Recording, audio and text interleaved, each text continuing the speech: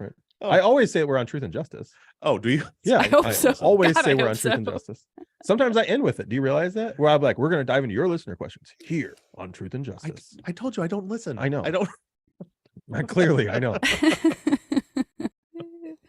Which makes me like real. I could just say whatever. I'm just going to start saying like whatever. I'm like, Bob this week gave us the dumbest fucking explanation. Literally the stupidest thing I've heard in weeks. What an idiot. We'll be right We're going back. to talk about it right after this break. Let me move this over here. Can you believe that dumb son of a bitch said that? It's not nice, Zach.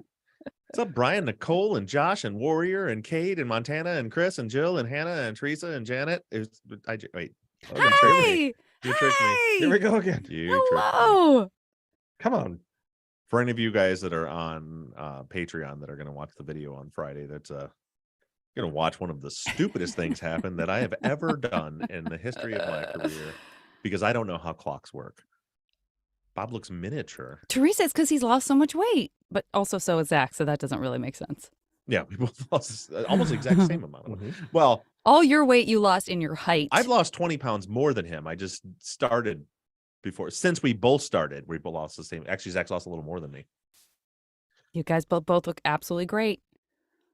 We both are getting submitted to a national final challenge. Oh, I didn't know such a thing was a thing. Yeah. Neither did I. Our coach was like, I'm submitting you to this. You need to make a video. And I'm like, oh, I'm figuring we have to be the top two out of our group. Like, it's sure. got for weight loss. Yeah, especially because we just found out that she told both of us she's submitting us as national finalists. Yeah, obviously it's not everything, but Michelle won last time at like 17 pounds. Yeah, and won the whole thing. Yeah. So, and Bob and I are both over 20. Mm-hmm. Yep. And I don't know if it's just because if it's just weight, you would win, I think, because unless I somehow pass you this week, but I don't think I will. You got that sexy red shirt on, and like, you should do your. I mean, it's been months. You have been doing this for months. I have. That's the challenge is an 8-week challenge, so it's 8 weeks into like the before and afters and stuff from that. But it was cool. Was she this week? She was like, I was like, I just don't feel like I've had much. Like, I noticed like my clothes fit better and stuff. But when I look in the mirror, I still feel like I got a long way to go, and I do have a long way to go. And she sent me a side by side of the first picture I took 8 weeks ago and the picture I took now, and I was like, oh wow, that is a big difference. But you started this over 8 weeks ago, right? But the challenge. So I started doing this program. I see the challenge. Yes, okay, got it. And then there was an 8-week challenge that started. Got it. And of course, because I'm such an asshole, when I first started, she's like, you need to take before and afters. I'm like, I don't do social media. I'm never going to post that. I don't give a shit. So I never took pictures at the beginning. Yeah. I took my first picture 5 weeks in when That's I was already 16. You send me pictures all the time. Yeah. I just wish you did. Those are naked pictures though, and that's different for different purposes. Wish you wouldn't send me. That's when you're showing off the kind of vacuum you use. Right. Yeah. Those weren't pictures. That was just if he happens to stroll in and I happen to still be vacuuming. I don't know why I had his foot on the couch though. That was weird. Just one foot on the couch while vacuuming with Captain Morgan. Ooh. Murdoch. Okay. Everybody's really into this. I know. I need everyone to give me recap. I need you guys in the YouTube chat to put together a podcast for me, recapping each day of the Murdoch murders, because I never pay attention when things are happening unless it's on a podcast. Can I be? So I need to be able to like go for a walk and listen. What you're about to say, I'm gonna be in the same boat as you. Go ahead. I don't even know what's happening. I don't know anything about it. I don't either. Not a thing about this whole thing. Nope. I see people talking about it. I don't know. I've caught from like memes that I've seen that he's a lawyer and maybe there's two similar documentaries. One right now is on Netflix, and then one's I think like HBO, maybe Showtime. I think Becky's watching a documentary about it right now, but the trial's happening live right now. It's like televised and everybody's talking about it. I'm like, I don't know anything. I don't either. I don't know anything current. I just know the stories from the documentaries and the newspapers. Oh, Chris, that would have been great if she'd done that. It's upsetting that she didn't. I have it, but I'm staring at it. I think what she's really doing. It should go in the background. But I'm not staring. But unfortunately, I'm not looking at the headshot. Unfortunately, it is not the headshot. It is the picture of you and me. No, you know where the headshot is. She just said she was looking at it. She's looking out the window, and it's laying in the fucking yard. Oh yeah. She's like, I see it out there. I see a lot of arrows and gunshots through it. It's been a great target for practice. Airsoft target. Yeah. Brian Blanchett says that Murdaugh is guilty as shit. He says. No, he doesn't. He says S***.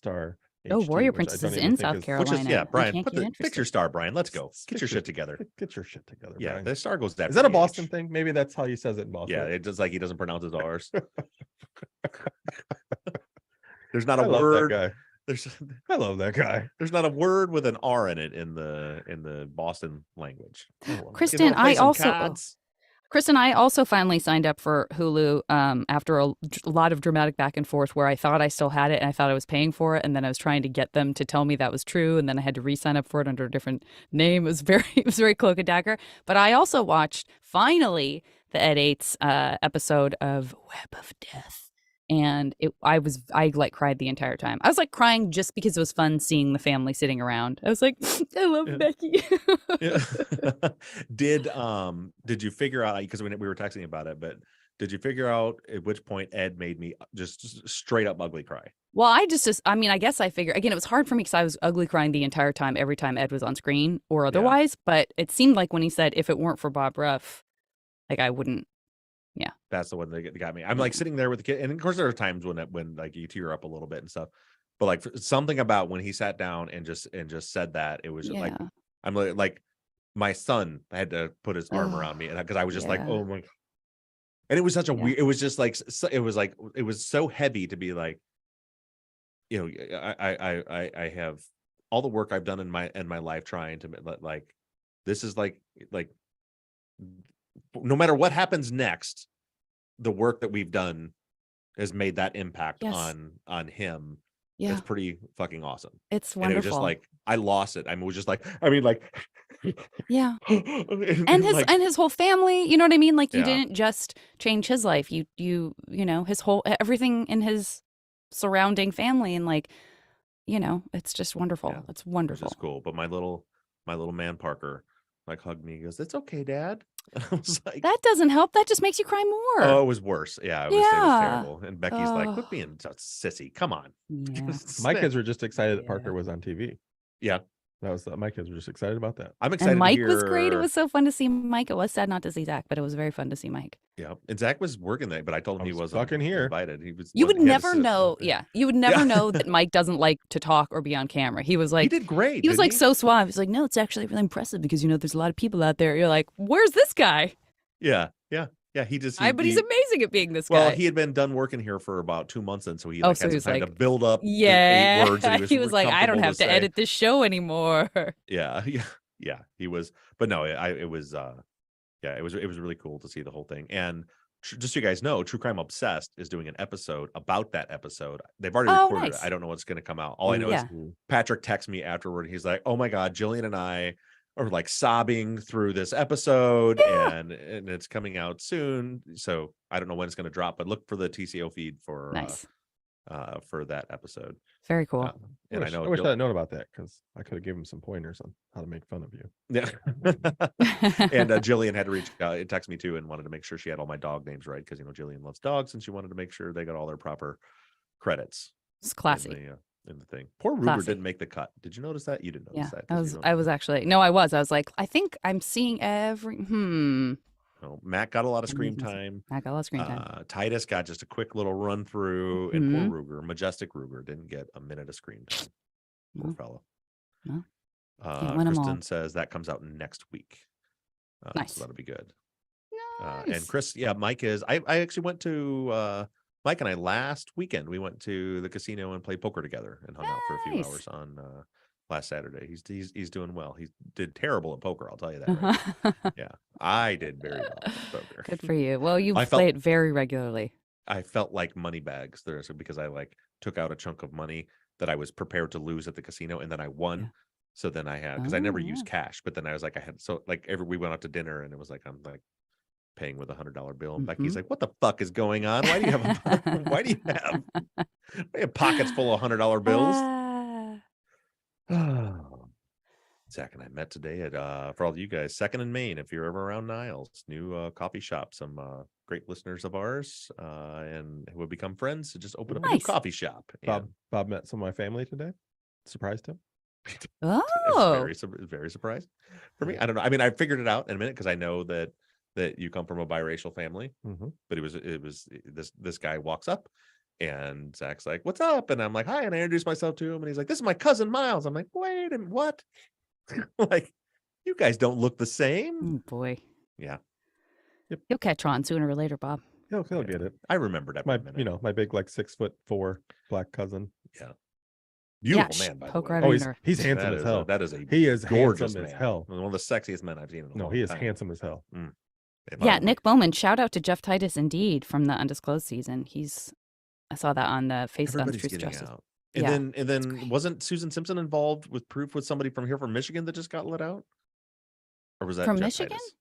Yeah, there was a guy that was like convicted of killing 2 hunters. I just isn't that Jeff Titus? It might be. I don't know.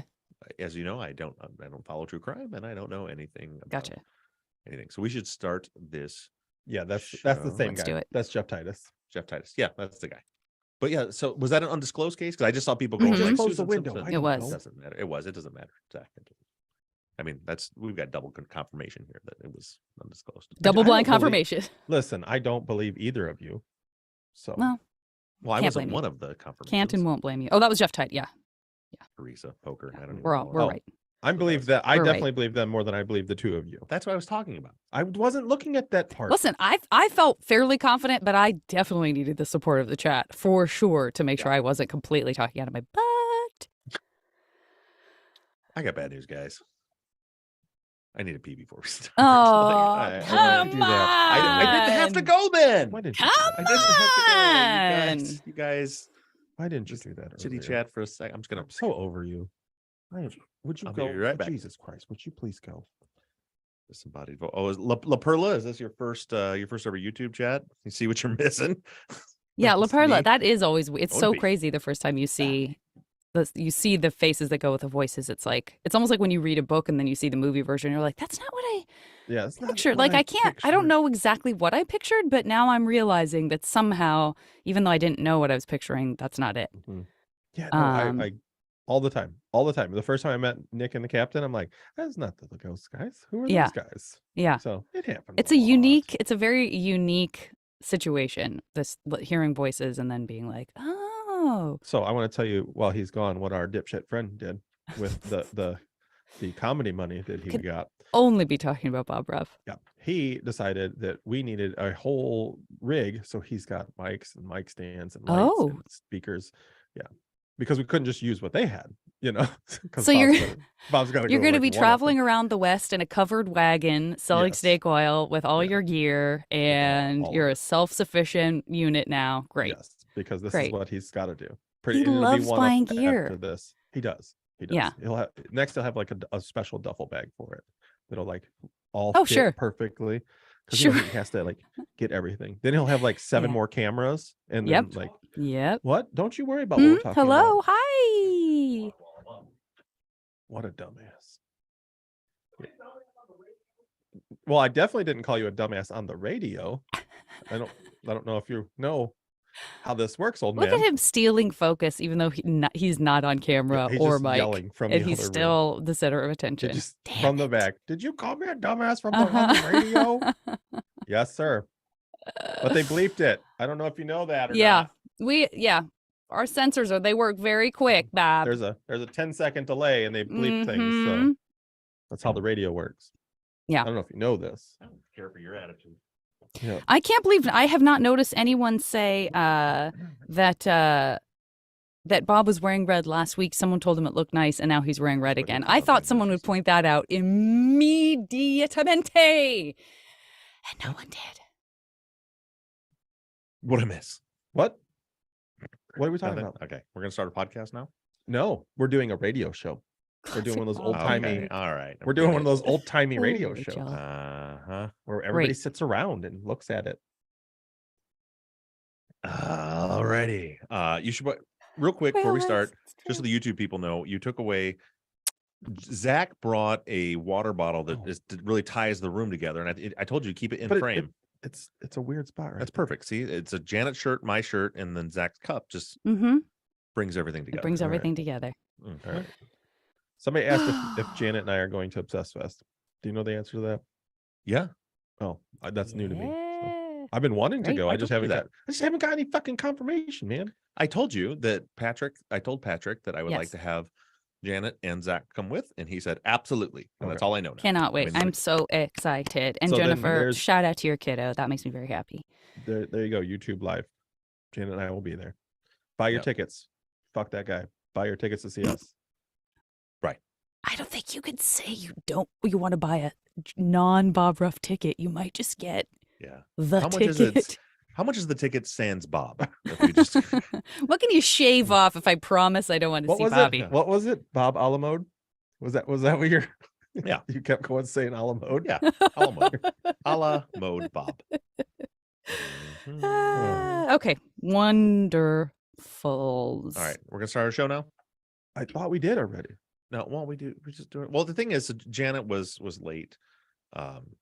Okay. Well, this is starting starting to feel like there's a lot of missing information from that statement, but okay. I mean, it was she had an excused absence, but that's why we got a little more pre-show here. And I like that somebody just mentioned the episode where you ditched Mike to take me to CrimeCon, and then Mike was all like, "I didn't even get asked."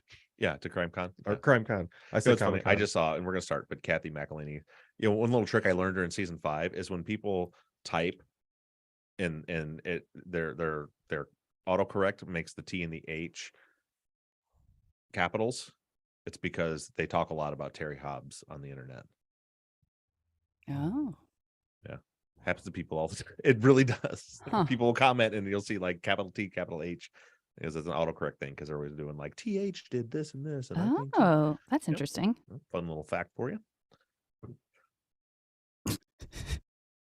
That was a fun fact, Bob. Thank you so much for bringing us in with a little ray of sunshine this morning. Your beautiful red shirt. And you said that you iced me. You... No. Oh, see, none of us can hear that. You can't hear it? I'm going to assume it was crickets, but it was crickets. Yeah. Okay. All right. You may interrupt like I normally do. I'd rather you didn't. Are you going to be a grown-up today, Janet? Who, me? Yeah.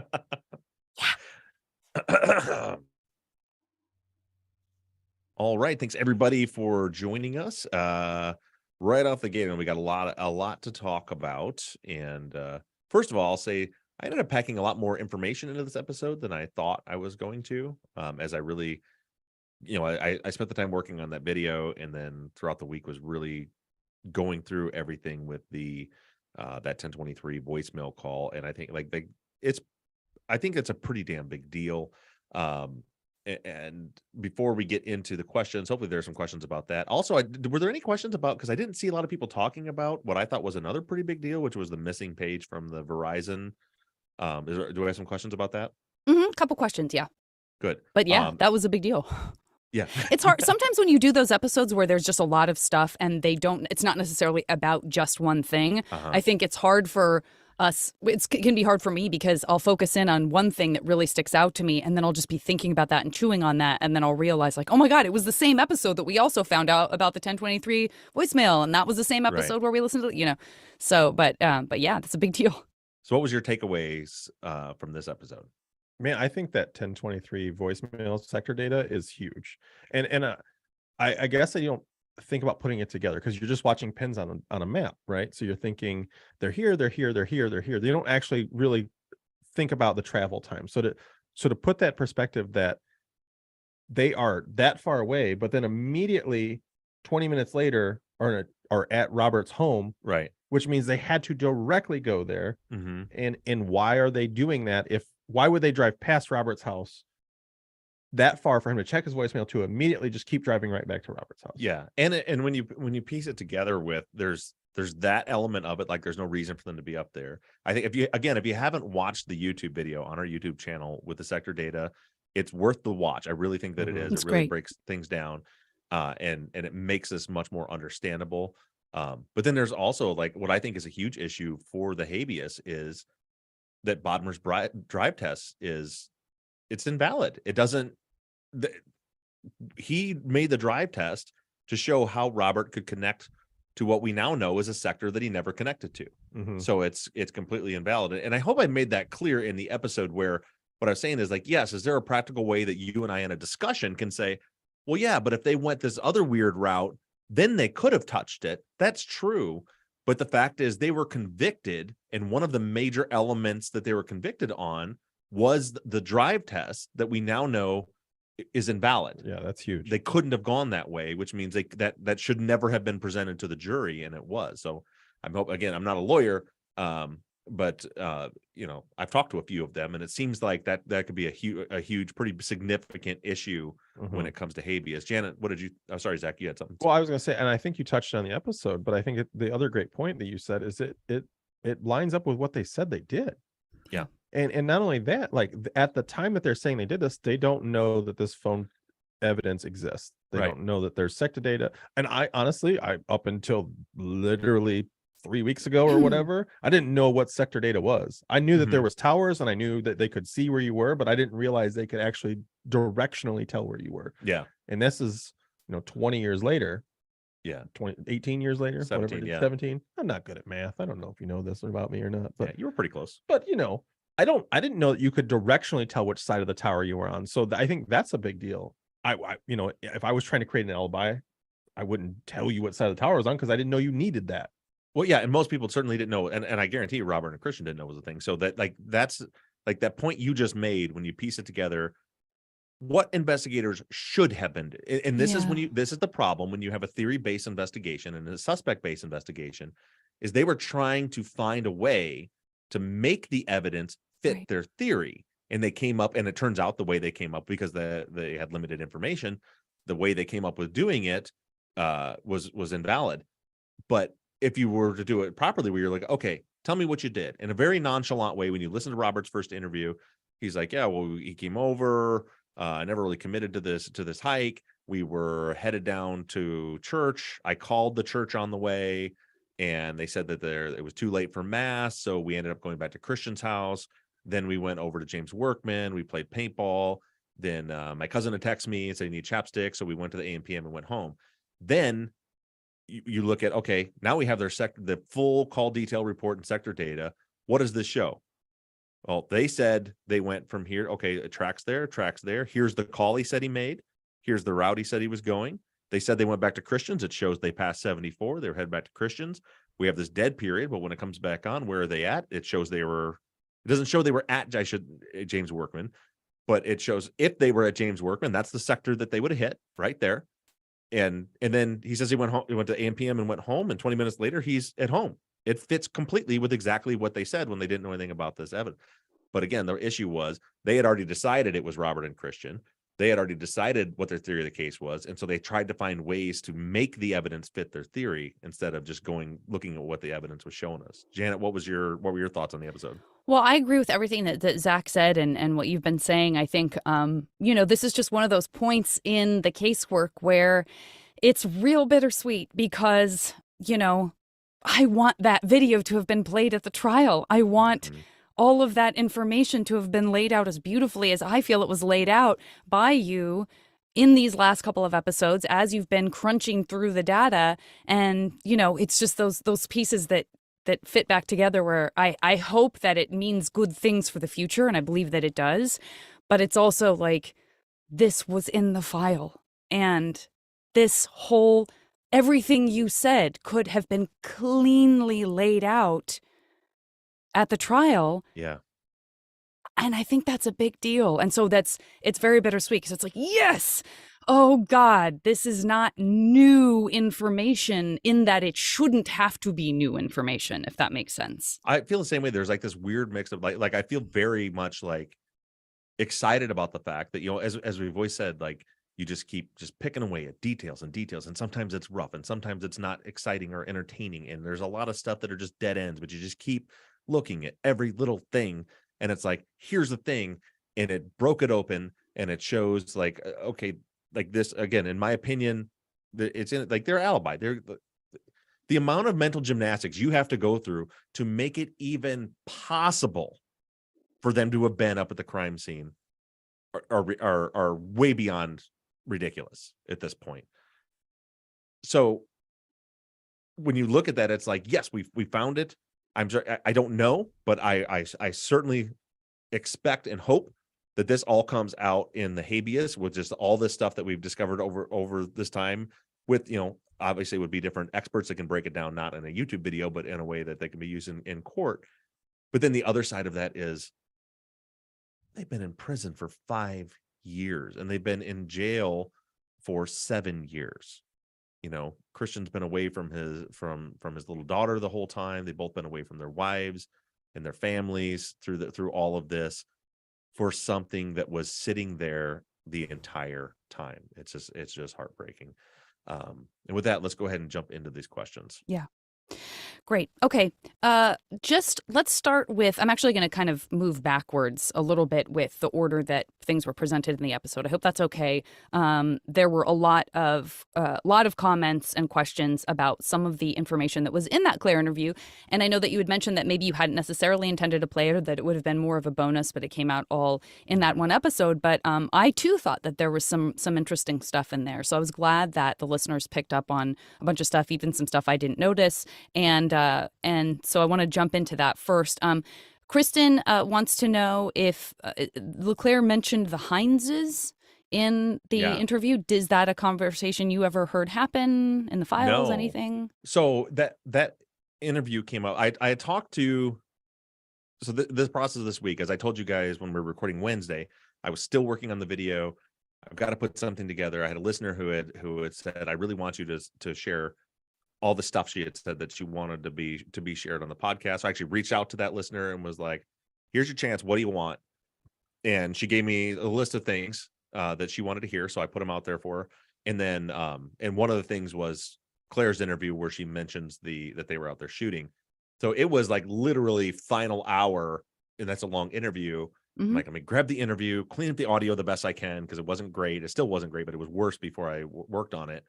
And then it's like, I got to listen through real quick to make sure I can redact anything like phone numbers and addresses, birthdays, things like that, and then send it off. And so by the time I put the episode out, I hadn't really listened to much of it. I was just took a couple little notes. But yeah, there was some interesting stuff in there. And yeah, I have no idea who the Hineses are or why that question was asked. But that is top of my list to start looking into, to try to figure out who the hell that is. The Ellises, I've mentioned before, there's two, I don't know if I've mentioned before, there's two different Ellises that live, and I think we heard it, didn't we hear it in the Jim, I played Jim Ellis's interview, right? Where he talked about the other Ellises that live in the neighborhood. I think we've brought up Jim Ellis and whether or not you played his interview so many times now that it's like we've now conflated. I'm pretty sure I did, because I remember I started other doing Ellises? I don't remember that. I started doing in the YouTube chat. Let me know, because if not, I need to get them out there, because I was working on the Javier testimony, and then I realized I need to put some background out first before you hear the Javier episode. So then I did an episode where we heard from, I think, Randy Paulson and Jim Ellis, and I think Zach. So what episode was that, Zach, you're looking at there? 44. So it would be the one before the sector data. I believe so. I don't remember him mentioning other Ellises. Yeah, but I could have just missed that spot. Yeah, it could have been. So anyway, what I'm getting at is that there's Jim Ellis, those Ellises, then there's a different group of Ellises that we're going to talk about more later that also live in the neighborhood. So I don't know even when you hear LeClaire asking about if they know the Ellises. When I heard that, I assumed he was talking because she was talking about Kim Ellis. Yeah. And he's like, so the Ellises live. So but I need to listen back again to see if that's what he was talking, like clarifying that, or if he's talking about the other Ellises. And then he mentions these Hines, and I don't know who the Hines are. Yeah. I don't think I've ever heard that name before. So I want to do a little more digging, looking into that. Okay, cool. Oh, so it was, so Jim and Randy, when they were talking about their partners and whether their wives went up with with them, and that was all part of that episode, of episodes. Barbara Wright and all that. Got it. Yeah, I don't remember the reference to other Ellises, but okay. Clay says there's one thing that Claire stated that really piqued my interest, and I'm so glad, Clay, that you brought this up. I absolutely kind of stood up and took notice. She stated that Becky was acting differently since Friday. The same has been said for Vicky. Didn't she cancel that trip and everything? It almost sounds like something happened that Friday or leading up to it. Claire assumes it's because of the hike with Robert. Maybe that's why she was being quiet, or not, like, getting too into. I'm now adding to what Clay's saying, not wanting to talk about that particular thing, but Clay says it sounds like something involving at least Becky and Vicky, or just Becky, and she confided with Vicky. Becky was maybe even paranoid shopping at Target. He's just wondering, like, was she nervous about running into someone, or, you know, was there something going on that she didn't feel merited talking about, but that was happening that made her feel like she needed to spend more time at home? All of those things. I don't know. I just thought those were interesting moments. Yeah, it was. And again, I think we need to revisit this too. It's at some point, because there was a lot of things in there that there was that. All of a sudden now we're hearing that Claire felt like there was something going on with Becky. And it's hard because so she was interviewed on the 18th and we didn't hear any of this. And then Correct. She's interviewed a week later, and now there's all this other stuff. So some of it we have to think about how much has seeped into, you know, we always talk about those malleable memories and talking to other people. Yeah, talking to other people about stuff.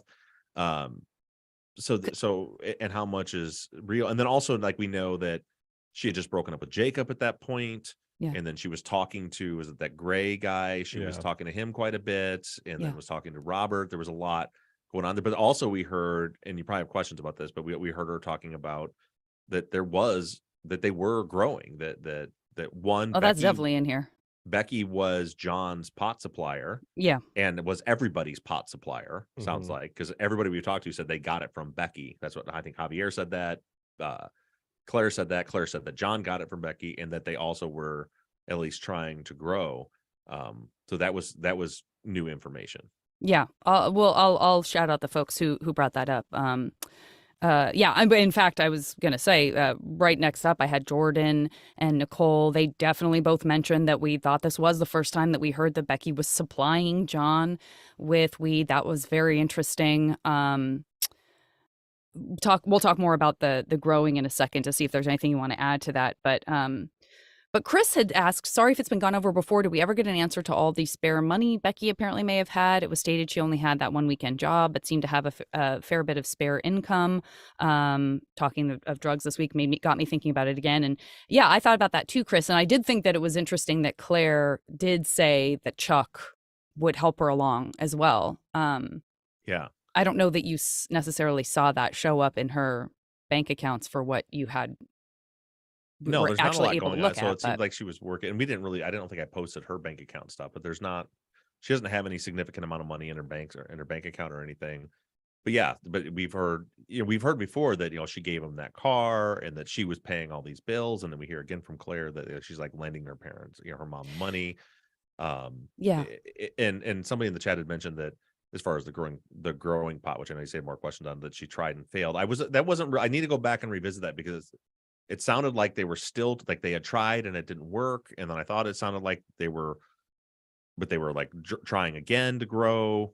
So I don't know exactly what was going on there. Yeah. Yeah. Janiyah brought that up too, that the idea of Becky's parents owing her money, that could be important. And, well, it does speak to what we noticed in John and Vicky's bank records, that where we said it looked like they were really struggling with money there in the last few weeks, month up to their death, after the refinance of the house and all that stuff, that money seemed to be pretty tight. And then we hear that they actually owed Becky money. Yeah.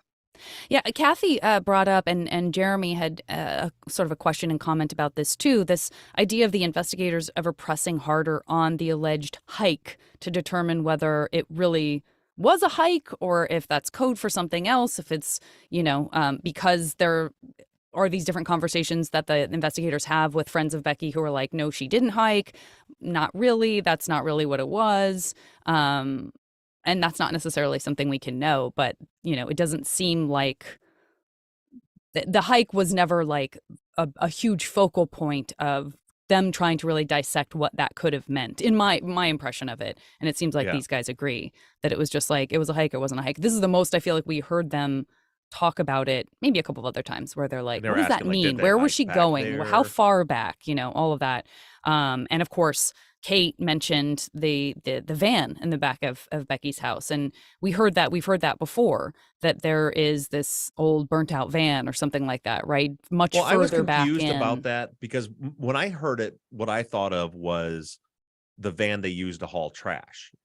There was that's what the confusion was in the interview. But we've definitely heard that there was like an old van way back out in the desert where people would like hang out and smoke and stuff. Was that Nick Crum that told us about that van that was way back there where they used to go back? Yes, and maybe Bo or someone. I'm sure someone in the chat remembers more, but I feel like Nick Crum, when we interviewed him, when he was on the show talking to me, that he mentioned that place that's kind of back in behind their house. Where they would go back and do bonfires, that's where there was a van back there. Yeah, and Claire thought they must have been, like you said, talking about the van in the driveway, but they clearly had heard by then that there might be an old van out there that people used to hang out in. It seemed like that's what they were definitely getting at. Someone listening has time, and I'll try if I have time to do it, but should look at in the Google Earth, the Wayback Machine, to go look at, I wonder if it was there long enough that we can see that old van back there in like the 2006 timeframe. Yeah. I see some stuff in the chat too about the journal, and that came up again in the follow-up questions as well. Just, I know we've talked about it before, but that's one of the more frustrating things for people is these references to this journal and diary and just nothing in Discovery or anything. I don't. It's reference that it was taken, but I don't see the closest thing I have to a journal is just notes that she had wrote in like her biology book or whatever, or like her notebook. And it's just like little like notes from class and then like notes she was passing back and forth with people from class. There's not like a journal. Yeah. On some level, there's part of me that's like, maybe there wasn't anything useful in it, and that's good, and we don't have to pry into her personal thoughts, because that came back up for me when you were talking about letters, which we'll get into a little bit later in this follow-up. But just that whole idea of like, what are we supposed to be seeing, and that can be uncomfortable. So, but yeah, if there's important information in there, obviously it would be really important to have. Jeremy says also, is there anything in the file to indicate why the investigator asked about finding a grow operation? Yeah, my guess is just because they've kind of heard rumors of, because somebody else we had heard in an interview had mentioned that they thought John was growing up there. And there's people in the chat that are saying it doesn't have to be a grow operation, could be a couple plants for personal use.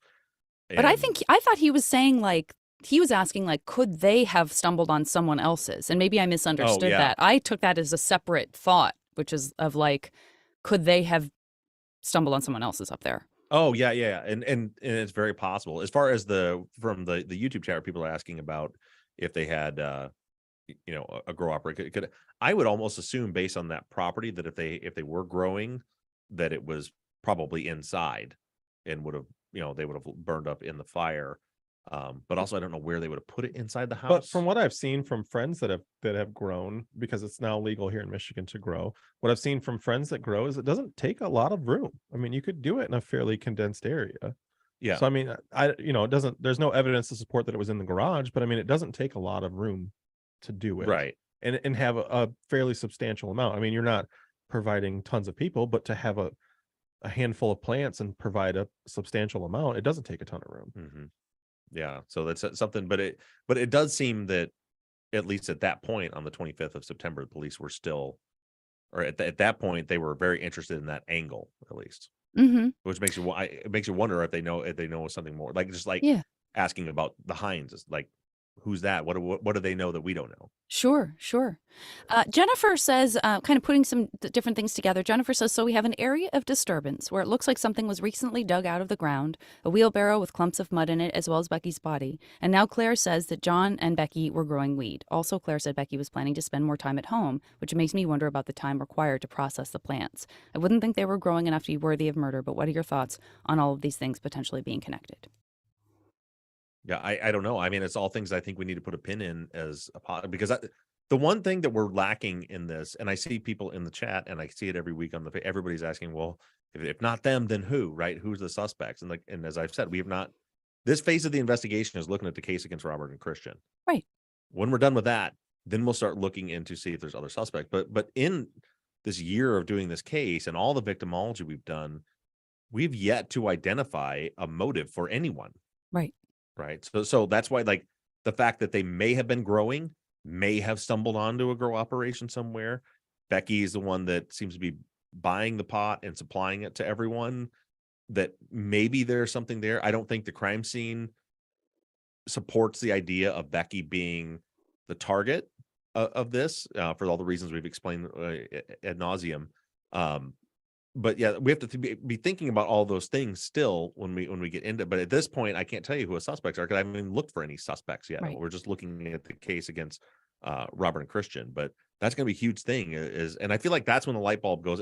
Unless just besides just like checking that, doing more DNA testing, running through CODIS or genealogy, and finding out who the hell touched her socks. I think if short of that, I think where the light bulb moment will be if we find the thing that's like, oh, that's why they were killed. Because that's why Jim Clemente always says to focus so much on victimology, because if you can figure out why that particular person was chosen in that particular place at that particular time, it's like shining a mirror back onto the offender that did that. Right. And so hopefully if we can figure that out, that'll be a light bulb moment. Yeah. I think for some of us, because when we were listening to those early interviews and because we were trying to glean as much information as we could about the victims, and through that, some of those questions were coming up about maybe people who could be suspects. We've touched on that. So it feels incomplete because that wasn't really the focus of that, but it's impossible not to kind of have those conversations, which we've had in follow-ups and all that when we talk about the Runs and the Austins and stuff like that. So I understand the idea of feeling like that we started on that, but didn't really dig all the way into it. But I also understand how you've described the order and that's something that we'll be focusing in on later. Yeah. Peter says, does Bob believe there is more evidence of John or Vicky possibly being a target than what's already been presented, or does he feel it's been too long since the crime to find that connection? We just kind of talked about that, but shout out to you, Peter, for, again, kind of trying to find those connections and hope that there is more information out there that will help us understand better exactly who was the target and why. Let's just briefly touch on the FBI investigation. Of course, it comes up in the most detail we've heard in this interview with Claire. Kristen and Tracy are wondering again, I know you've said you haven't found anything. I'm sure you would tell us if anything had come up yet with that FBI investigation, anything further. No, I don't know anything more than you guys know, but I think that it sounds like we got our answer to what that investigation was from Claire. If what she says is accurate, that they were investigating an accusation, sounds like made by Tiffany, that she was sexually assaulted by Ron when she was younger, is the way that it was described by Claire.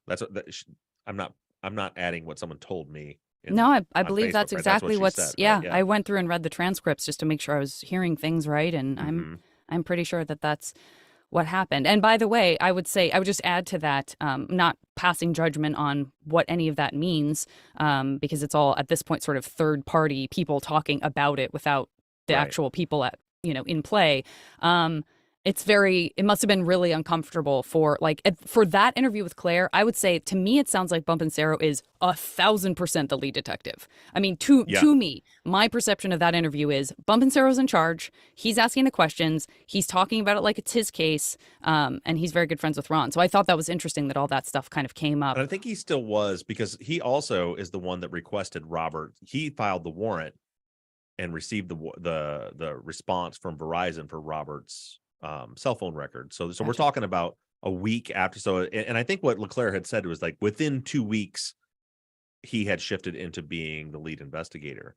But unfortunately, we have Ron's very good friend was the lead investigator through the most critical time of the investigation, which was that first week when we should have been, when all this evidence that's missing should have been gathered. That's when Bump was still, I call him Bump, as though he's my friend. I just what they called him.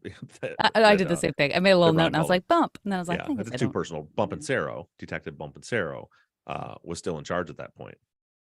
Okay.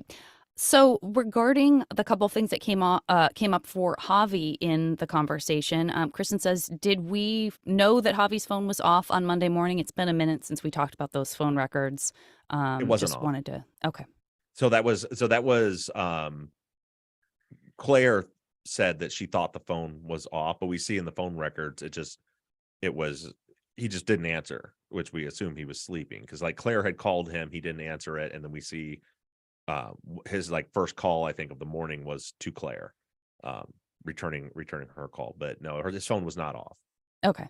Yeah, I think she said that he said that it was off, but that doesn't really mean anything. That might just be what she's, how she remembers it. And then just clarification on timing.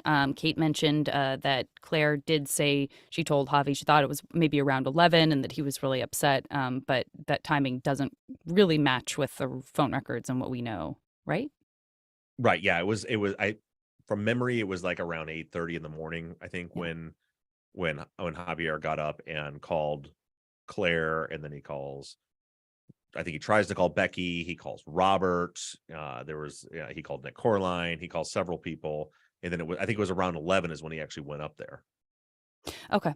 And then just to clarify, getting into just briefly touching on the character material that came up, Sarah, help us clarify, because Sarah asks about Christian's letters being pulled and used as evidence.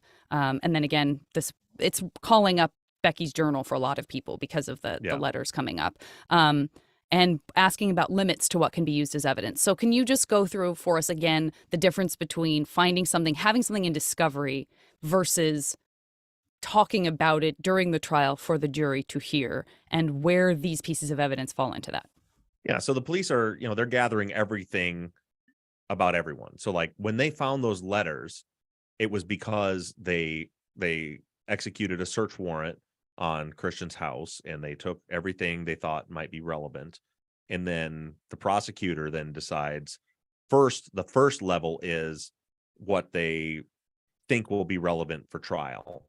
And I don't believe that those letters even made that cut. I have to double check through all the pretrial stuff to see if there was something about, but I don't think it even made that cut, because they had to know that it wouldn't be let in. And then there'll be motions for the court, which is what I need to try to go through all the pretrial stuff, where the defense, once that discovery comes, where the defense might say, we're filing a motion saying, that this evidence can't be used because of relevance. And in that case, and in most cases, the stuff like that is when the purpose of it is to try to try to paint the defendant in a bad light to the jury with stuff that has nothing to do with the crime, that is not allowed in court. It will, I think the term they use is, it would prejudice the jury. So there's nothing in that, like, for example, let's say in the letter he mentioned Becky and mentioned something. I mean, by the way, if you didn't read them, in all those letters, Becky's never mentioned, Robert's never mentioned. It's literally letters between him and Jackie, and him talking about what he's doing at boot camp. That's the entirety of all of those letters. But let's say he had said something about, that night that Becky died and this and that information may be able to be used in court. But if it's just like, if they want to be like, well, he said this about the lunch ladies, so saying that they're fat, black, and look like convicts, and we think that might make him look racist, and so we're going to show that to the jury, so that they, even though you're dealing with three white victims, that won't be allowed in court. Had they presented it, or the defense had filed a motion not to use it, I can almost guarantee with almost 100% certainty, a judge would say, no, it's not relevant. And that's like the argument that keeps coming up, right? It is relevant. It's like, it's literally legally not relevant. Right.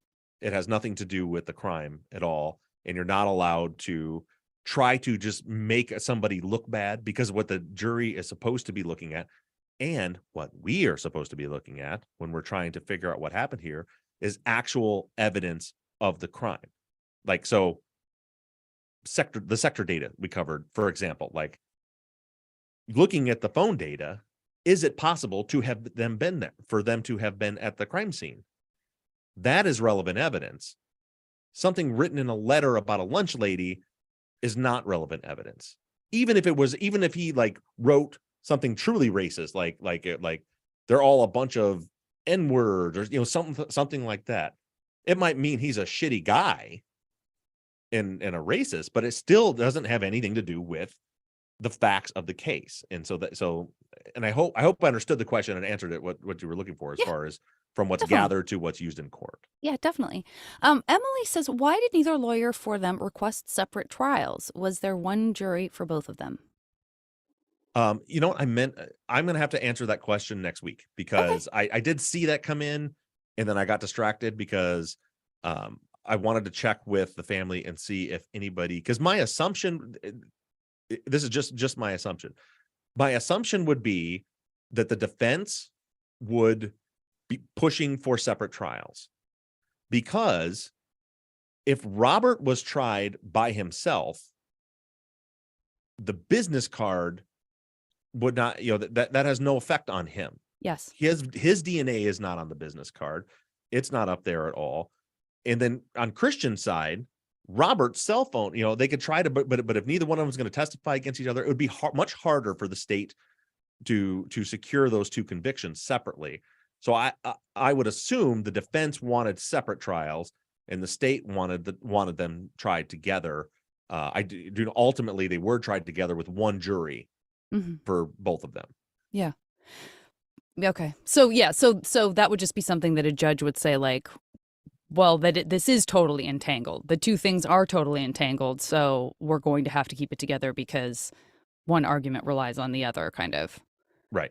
On another level, and I have absolutely no basis for this, but it wouldn't surprise me if the guys were like, we're in it together, buddy.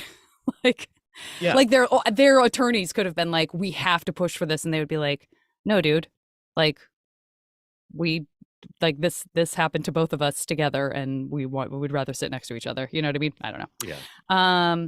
Okay. So just last piece of this, talking a little bit more about the phones. Carl had a question.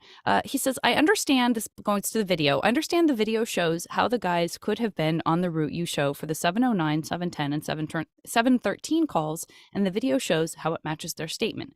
Just wanted to clarify that if you looked at just those 3 calls in a vacuum, with the cell data we have, including the sector data, could they also possibly have been on 74 or headed towards 74? Just trying to understand whether you believe your scenario is most likely, or you believe the sector data and coverage area for each call eliminates them entirely from being on 74, including just those 3 calls in a vacuum. I can tell you with those 3 calls in a vacuum, it 100% eliminates them from being on 74. And and add in the 706 call. I don't think that was on his list. No. It's not. So, and the reason the 706 call is important is because the 706 call shows that they were still west of the intersection to Highway 74, and the 713 call shows that they were east of the intersection of Highway 74. So really, if you're like, because remember the 709 and 710 call, those that's a different phone. That's Christian's phone. So if you're looking at and we don't even have the sector data, and they have different phone, different antennas, everything there. So if you're looking at Robert's, his last 2 calls, at 706, he is west of the tower, west of the intersection to turn on Highway 74. And then the 713 call, he's east of the tower and east of the turn onto Highway 74. And that sector has 0 coverage on Highway 74 anywhere. But in the thing, so that I think answers the question. But also, it's important to point out that you can't look at those really in a bag. Like it's important to put them all together, and that's why in the recap I did on the video, I used let's look at just Robert's phone where we have all the sector data, because you see here's calls where he's at the sector that covers his house. Right. Here's the call at 6:53 where he's moved because now he hits sector 3, and then here is the 6:59, 7 o'clock call, and the 7:01 call where he's still on sector 1 of 707. So we know he's up there on Highway 111. And then the 701 call where he starts on sector 1 of 707, switches to sector 2 of 705. So that's when we know, like, you can literally track exactly their movements. And then you can even take that data and put it into Google Maps or Apple Maps and show, okay, let's how long does it take to get from here to here? And it'll show you, like, it takes about 7 minutes. And then you look at where does the sector data show they are right here. Those 2 places align that make that fits. And then the 706 call, the fact that there's a 2.5 minute call there. So yeah, when you piece all that together, you very clearly see the route where they were traveling. Great. Makes sense. Kristen says, could Robert's voicemail, and here we get into this missing page that was kind of a big deal when you mentioned it in the episode. Could Robert's voicemails be somewhere in the file and they haven't been found yet? Or could you do a FOIA request for them? And Richard adds, what could have been in those voicemails? Do you have any theory, knowing that it's speculation at this point? Is there anything you can imagine would cause that page to be removed for a reason? I do have theories on that. And Uli, I see you in the chat. I'm going to respond to you after I handle this. Okay. Yeah, I mean, it comes out as conspiracy theory and all this. But yeah, I think I'll say this, the obvious allegation or suspicion from this would be that those voicemails hurt the state's case or hurt the investigation, because I don't think there's any way that Verizon got an order from a judge that ordered them to produce voicemails, that they would then respond and, one, not produce the voicemail, and two, if they could not produce the voicemails, not explain why they could not produce the voicemails. So, and then you couple that with there's a page clearly missing from the response. That tells me, listen, if I had to come up with a speculative hypothesis, my guess would be it would say something like, the voicemails we've copied onto a compact disc and we've mailed that to you guys for the audio. Now, again, 100% speculation on this point. I'm not at all saying this is what happened. I'm just like working through ideas in my mind, like why would that page be missing and why would the voicemails not be there? Right. And let's say that happened, and let's say they checked, they listened, and like Becky had left voicemails at 7:13 and was like, dude, what the hell? You said you'd be here by 7. Where are you? And then she left a voicemail at 7:27 to Robert's phone, and it was like, fuck you then. I don't want to talk. I don't want to talk to you. And so, and this other guy's here anyway, or whatever, whatever it may say. Something, if there was something on there that was like, well, that hurts the case against them.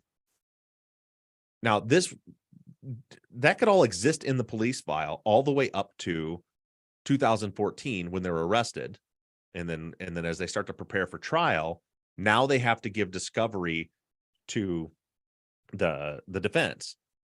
So at that point, make sure what I'm saying here, it's not like Bumpancero back then was like, oh, well, I want it to be Robert and Christian, so I would need to, I don't, like, in this imaginary world I'm describing, that wouldn't be the case. It would be the district attorney's office in 2014 that was like, okay, we got a case against them, we've arrested them, they're going through the file, and like, oh, well, shit, that's not gonna, and it may not even be like clears them, but like, oh, that's, if the jury hears that, this is gonna be very difficult. So let's just lose this CD and not include it in discovery, and then be like, well, shit, right there it says that the CD exists, so let's just pull that page out too and send it in. So like, that's, it also could just be, well, I can't think of an innocuous reason why they would remove a page from the document, and why, but maybe there's some version of an innocuous reason why it's there. So I just want to be clear that it could be anything, but to me, that's certainly what seems to, especially when you add in the fact that we know they had the sector data, they misled the jury, they misled the defense about the sector data. It certainly seems like they have no problem trying to hide stuff that's not going to help their case. Right. And I promised Uli I would come back real quick. Sure. Uli said, were the calls too long for the spots where coverage exists, considering the fact that they were driving? No. So Uli, the 706 call, you'll notice like on my map as you like time it out that, where I did the little graphic, it seems like they were getting out of the 705 sector 2 coverage area at the end of that and into sector 1. There's a couple things there. There are, I think, 3 stoplights right there. So that could slow them down along that path. And then we do have the overlapping coverage too. So like if they were still on sector 2 and they were coming into the area where sector 1 and 2 overlap, and within seconds of coming into that area, they hung up. They could hang up before the phone made the switch over to, like if they had driven another 25 more seconds, it may have switched over to sector 1 because it got out of the overlap area. But I believe the phones will stay connected to the tower that they're on for as long as they can before they'll make that switch. So you have the stoplights, you have the overlapping coverage right there. And I also just want to again point out why I'm saying it, because people are like, well, what about then the overlap coverage of sector 1 on Highway 7?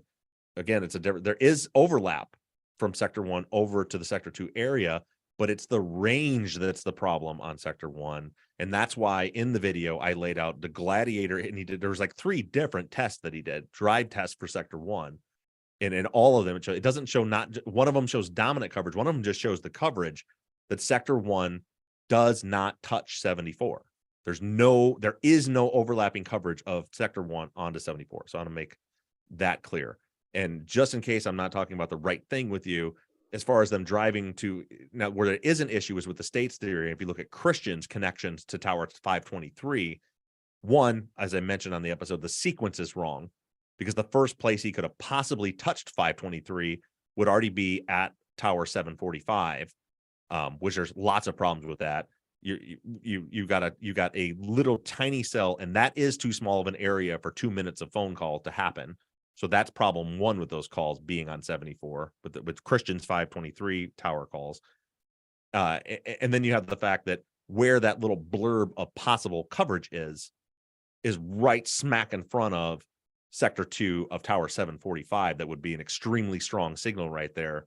So for it to connect to a tower 8 miles away with a tiny little blurb is unlikely. But then the sequence is also a problem there, because if that's where he hit 523, you got to go 4 minutes further to the south when Robert connected to Tower 707 sector 1 that doesn't go anywhere near there, nowhere even close to there. It's impossible for that to be. So I hope that answers what you were asking. Great. Sarah asks, if an account holder deletes their voice messages, does the phone company still have a copy of them, or are they gone? If the user deletes their messages, is that what they're asking? Mm-hmm. I don't know the answer to that. It sounds like they would still have them, and I'm only basing that off of the conversations LeClaire has with Tiffany about Becky's voicemails, because he was upset because she had canceled the account, and then when they called Singular to get the voicemails, they said once they canceled the account, then we wiped them out. So it sounds like they would still have access to them even if the user deleted them on their end, I think, but I don't know that for sure. Gotcha. Gareth says, talking about and shouting out your logical and convincing arguments about how unlikely it was that the 2 guys were involved. We talk a lot about the burn expert and how concrete that time is based on her experience, her expertise, and all of that. And Gareth is saying, would this be a scenario in which, let's say the guys do get this is a lot of like, this happens, so this has to happen, and then this would have to happen for this to happen.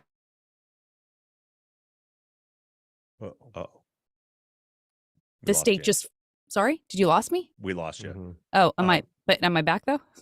You're back now. Yeah. Okay. So I lost you after you started to say, and then this happened, and that's when you went away. Okay. Yeah. I hadn't said very much more.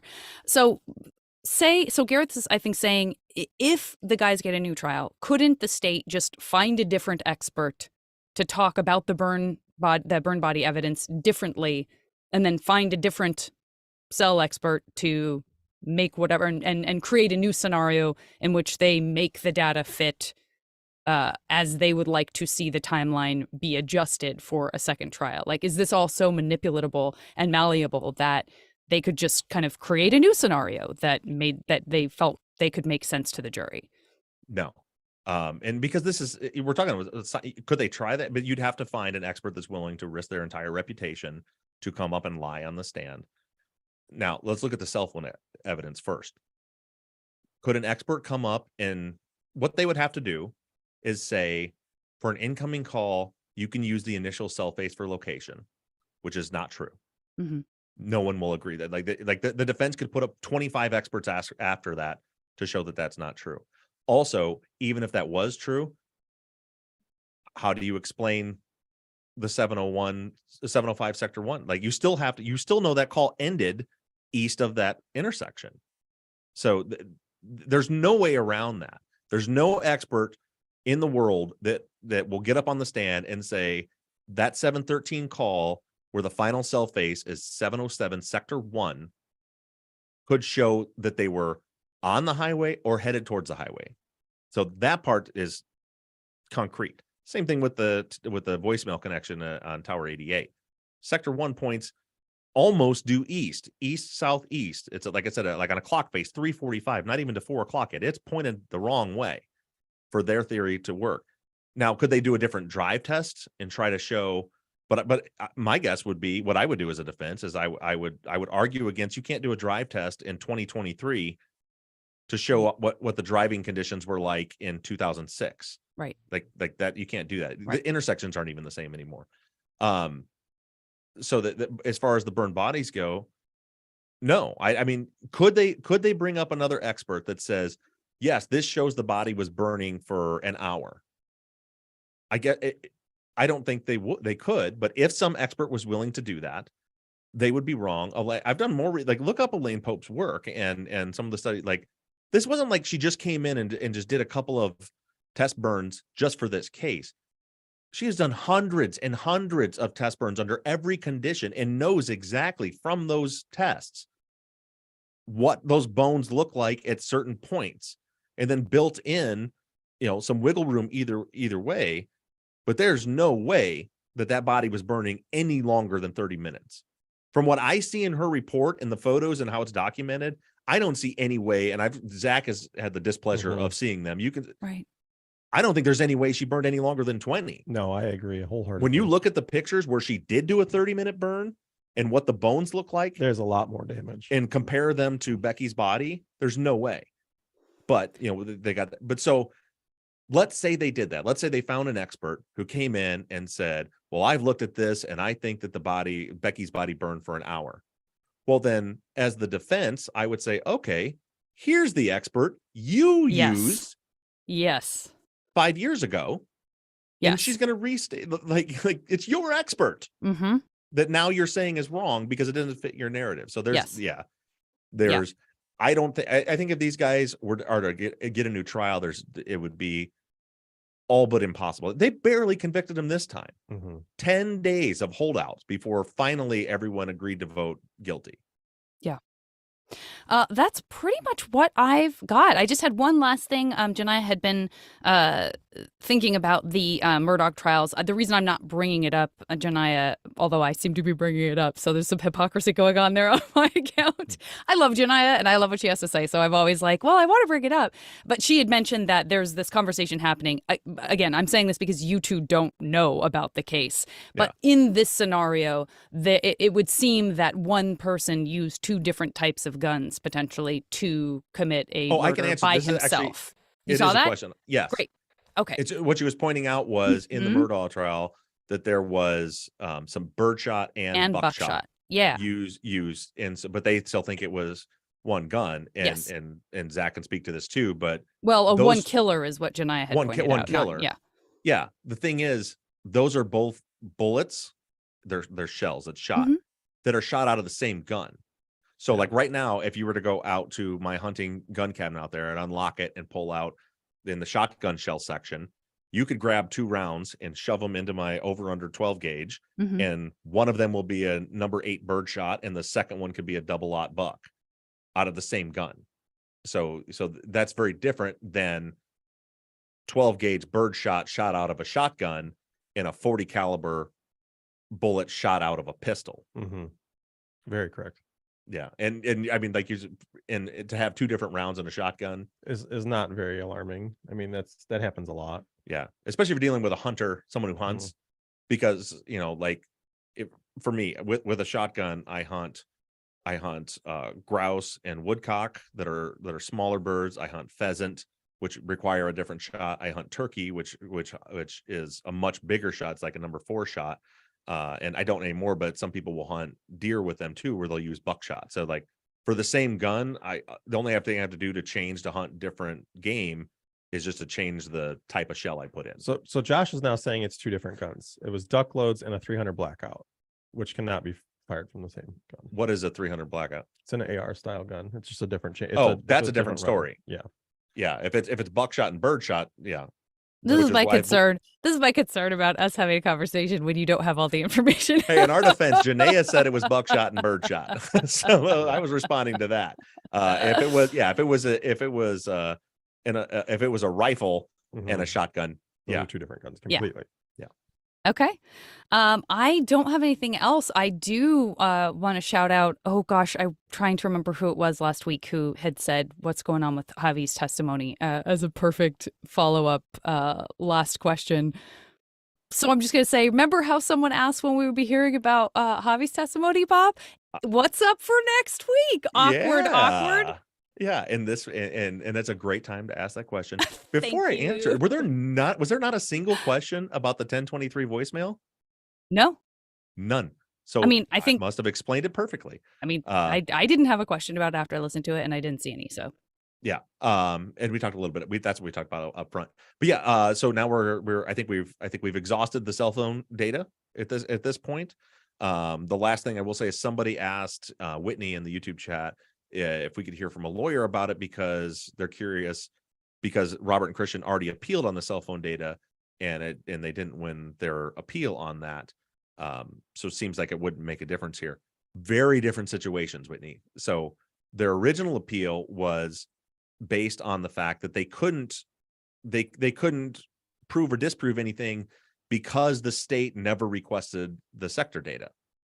And they lost that appeal because essentially the judges, I would assume that the judge is like, well, you can't just say it maybe would have helped. And so in this case, and we have heard from actual innocence attorneys who have said very clearly what this would be an ineffective assistance of counsel claim because the defense had access to information and they can show through experts that information would have shown that their stories line up, that the drive test by Bodmer was invalid, all the things that we've talked about. So they can show that had they used the sector data, they could have shown all this at trial. That could have changed the outcome of the trial. And it was an error by the defense because they had it the whole time and didn't realize that they had it. So in a very broad term, they already appealed the cell phone evidence and they're appealing in very different claims. The first was they didn't get a fair shake at things because they didn't have sector data. The judge says that wouldn't have mattered because no one knew what the sector data actually showed. This is a very different thing. And with that being said, I think we've done a fantabulous job of covering every possible inch of this cell phone sector data. I actually hate getting off of it, to be honest with you, because that's where my brain works. It's you are one of the few. You are one of the few to be not wanting to move on. For me, like building like the map and stuff and seeing like actual like tangible evidence that I can piece together was been great. But thank goodness your brain works that way because it's very, very important to this case. So thank you for caring and taking all that time and effort. Well, honestly, I mean, as a listener, for me, I would much rather see that. I would much rather see the sector data and you break down the maps than just hear hearsay episodes. Yes. Yeah. Fair enough. Absolutely. So speaking of hearsay episodes, now we're going to go back to Great. Where I was going before all this sector data stuff came up. I had been working on breaking down Javier's testimony, and there's been roadblocks because, like I said, I was going to break it down. I was like, well, geez, I should compare this with what these other people said. And then I said, well, let's take a break. Let's step back and give you the one where we heard from Barbara Wright and all those people up in the area. And then we did the sector data. So now I'm coming back to Javier's testimony that I think I should be able to piece it all together so I can get you it's 127 pages of testimony. But I think I can piece all that together into one episode, but that's what you're going to be hearing from. So you can learn what Javier said from, compared to what he said in his initial interviews, his follow-up interviews, all the way to what he said at trial, how those compare to what he said previously and how it compares to the other evidence that we have. That's coming up Sunday. And with that, we will close out this show. Thank you guys, everybody, for listening, downloading, supporting us, people in the YouTube chat. Thanks as always for joining us and being a part of the show. We'll see you guys next week. Thanks, everybody. Thank you guys. All right. Look, I did it in time that time. Now, Janet, you can hit stop on your record now. You never hit stop I on your can. record. Thank you for reminding me. Yeah, so Kelly doesn't have to listen to an extra half hour of Poor stuff. Kelly. We love you, Kelly. Right. Especially because it was just one-sided last time. It was just Janet it was talking. just Janet. You couldn't hear us. That's going to be a special bonus episode where you try to piece together what we were talking about because only I was recording. Before I shut off the YouTube, did you see that Kristen was thanking you for asking? Well, I guess thanking me for answering them all. But you asked all of her questions. She must have had a lot of questions on the. She always has a lot of questions. She and Sarah and Kate, they really come armed with great questions, and it's fantastic. I mean, we always get such great follow-up questions. So you guys rock. Well, thanks all of you guys. We love all you guys. And as Audio Man 45 says, goodbye for now.